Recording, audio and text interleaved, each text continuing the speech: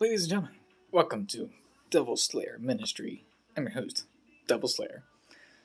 And I just want to let you guys know that for whoever wants to watch it and whatnot, there is a feast coming up that's coming to the end of the biblical calendar. And I believe this is going to be the last, maybe I could be wrong, but I think this is going to be the last feast of this biblical year.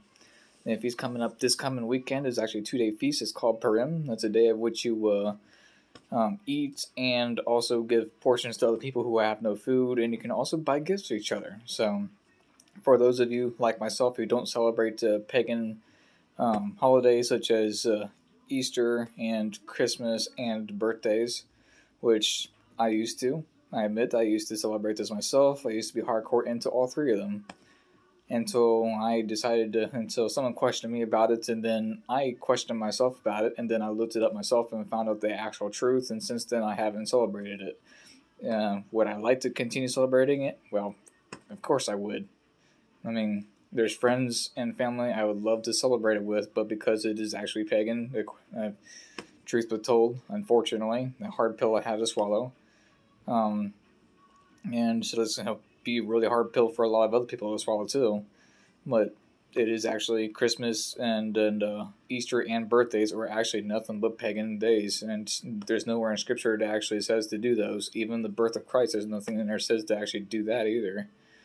But I will have ministry coming up for that specifically as well, and I will also be ministering about Judaism, Christianity, and Islam, and a whole bunch of other things. But this isn't a scripture study about any of that. This is just saying that this coming weekend, 2 days of the Feast of Purim, according to scripture, is actually coming up.